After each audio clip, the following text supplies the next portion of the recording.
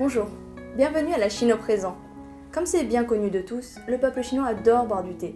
Et c'est pour ça que pendant la 17e session ordinaire du Comité intergouvernemental de sauvegarde du patrimoine culturel immatériel de l'UNESCO, les techniques traditionnelles de transformation du thé et les pratiques sociales associées en Chine ont été inscrites sur la liste représentative du patrimoine culturel immatériel de l'humanité. La Chine se classe au premier rang mondial avec 43 éléments du patrimoine culturel immatériel.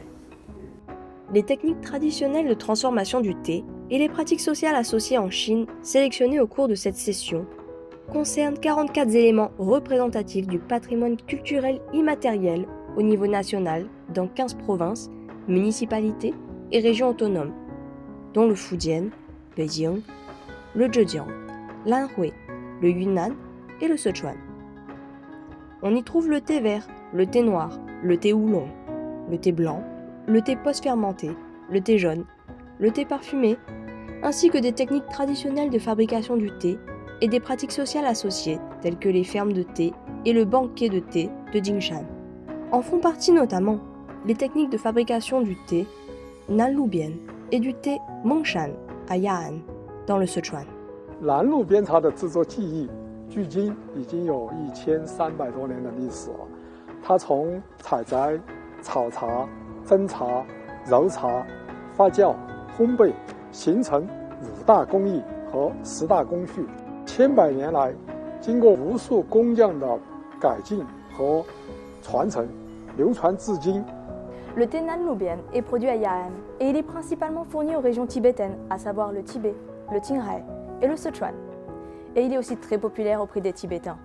Ses feuilles sont de couleur foncée, mais le thé en lui-même est brun ou rouge. Et son goût est doux et persistant.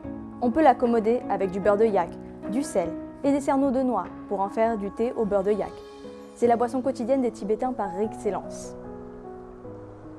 南路边茶的制作技艺和我们法国红茶的制作技艺有几分相似。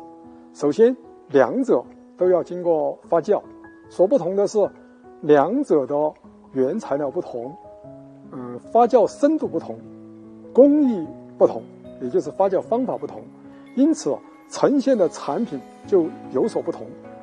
Ya'an produit du thé depuis des millénaires. Une montagne sacrée de théiers s'étend sur l'ancienne route du thé et des chevaux entre le Sichuan et le Tibet. C'est le berceau de la culture mondiale du thé.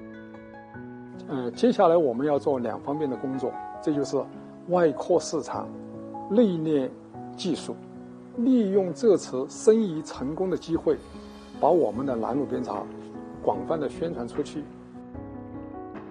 Le président chinois Xi Jinping a publié des instructions sur la protection du patrimoine culturel immatériel, soulignant que l'inscription des techniques traditionnelles de transformation du thé et des pratiques sociales associées en Chine sur la liste représentative du patrimoine culturel immatériel de l'humanité de l'UNESCO revêtait une signification très importante pour faire connaître la culture du thé chinois.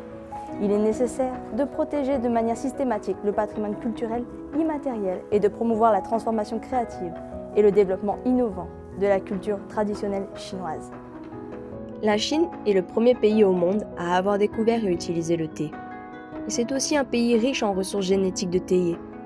En 2021, la production de thé de la Chine a atteint 3,18 millions de tonnes, dont 369 400 tonnes ont été exportées dans 129 pays et régions. En France, beaucoup de gens ont un petit faible pour le thé chinois. Ils aiment boire du thé noir, du thé vert, du thé parfumé, ainsi que du trocha chinois. Ils font aussi preuve d'imagination en rajoutant parfois du gin ou du whisky. Et voilà, c'est tout pour aujourd'hui. C'était Margot. À la prochaine, ciao ciao.